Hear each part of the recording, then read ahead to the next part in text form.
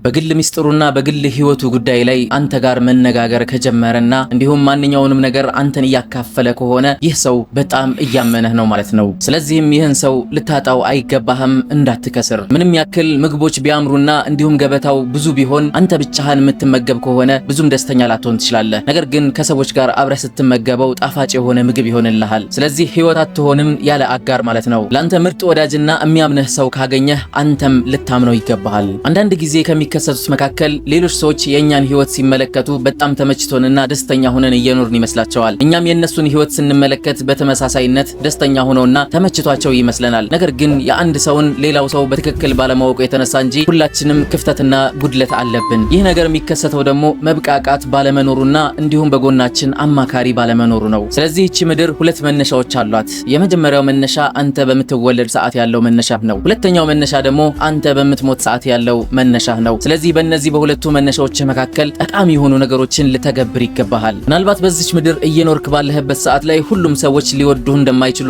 ሁሉም ሰዎች ላንተ ሚስጥረኛ ሊሆኑ እንደማይችሉ ልታውቅ ይገባሃል። ምክንያቱም እዚች ምድር ላይ እስካለህ ድረስ ሁለት አይነት ሰዎች አሉ። የመጀመሪያዎቹ ጠላቶችህ ናቸው፣ ሌሎቹ ደግሞ ወዳጆችህ ናቸው። እነዚህን ለይቶ ማወቅ ያንተ ትልቅ የቤት ስራህ ነው የሚሆነው። ለምን ጠላት ኖረብኝ ብለህም እንዳትጠይቅ። ምክንያቱም መላእክቶች እንኳን በሸይጣን እንደሚጠሉ ልታውቅ ይገባሃል። ካንተ የሚጠበቀው እዚች ምድር ላይ መልካም ስራዎችን መስራት ነው። ጠላትም ወዳጅም ይኖርህ እንጂ መልካም ስራን ከመስራት ወደ ኋላ ግን ማለት አይኖርብህም። መልካም ስራዎችን ስትሰራ ደግሞ ራስህን ዝቅ አድርገህ ድምጽህንም አጥፍተህ ነው መስራት ያለብህ።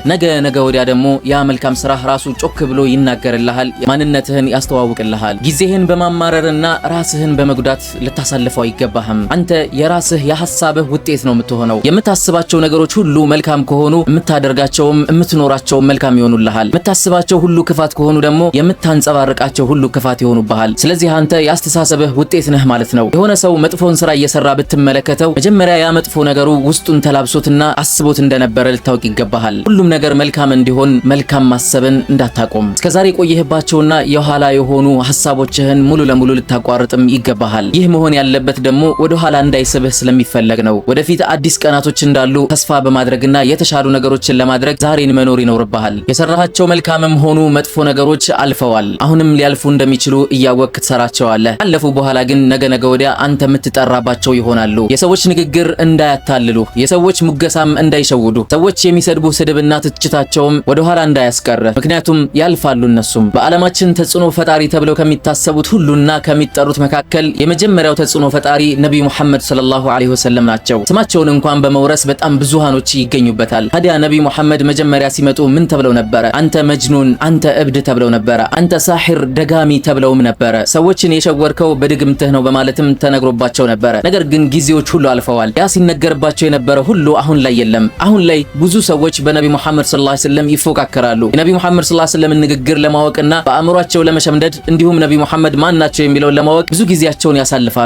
ስለዚህ አንተ ትናንትና ሰዎች የተናገሩህን ንግግር ዛሬም ደግሞ እንዲናገሩት ሳይሆን ማድረግ ያለብህ ዛሬ ማንነትህንና የሰራኸውን ተግባርህን ጮሆ እንዲናገርልህ ማድረግ ነው ያለብህ ማለት ነው። ይሄን ስልህ በአሁን ሰዓት እየተከፋህ ሊሆን ይችላል፣ እያዘንክ ሊሆን ይችላል። ሰዎች በሚናገሩብህ ባለብህ ችግርና እንቅፋቶች ብዙ ውጣ ውረዶችን እያሳለፍክ ሊሆን ይችላል። ይህ ማለት የሰውኛ መገለጫህ ነው። ይህን ማድረግህ ጥፋት ላይ ሆን ይችላል። አሁን ላይ የምታሳልፋቸው ውጣ ውረዶች ግን ቀጣይነት እንደሌላቸው ልታውቅ ይገባሃል። ብቻህን ቁጭ ብለህ እያዘንክና እያለቀስክም ሊሆን ይችላል። በልጅነታችን ምናልባት የምናለቅሰው ሰዎች እንዳይተኙብንና እንዲሁም ሰዎች እሽሩሩ እንዲሉን እኛም ላለመተኛት እየረበሽናቸው ሊሆን ይችላል። አሁን ላይ ደግሞ እንቅልፍ የምናበዛው ብቻችንን ሁነን ለማዘንና ለመተከዝ እንዲመቸን ሊሆን ይችላል። ስለዚህ ይሄንን ነገር ልታዘወትረው አይገባህም። ሰዎች ስላንተ ስለሚያወሩት እንዲሁም ሰዎች ፊት ለፊትህ ላይ እንቅፋት ስለሚሆኑብህ ነገር ረጅም ጊዜ ልታስብ አይገባህም። ሰዎች ከሚናገሯቸው ንግግሮች መካከል ብዙ እውነታዎች አሉ፣ ከነዛም ጀርባ እኔ እየቀለድኩ ነበር ይሉሃል። ብዙዎች በስኬትህ በመቅናታቸው የተነሳና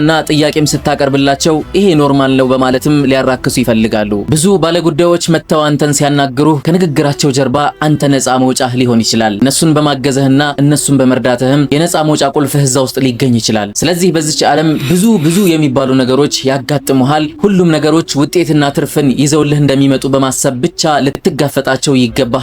የዛሬው መልእክቴ ነው። ሰላም አለይኩም።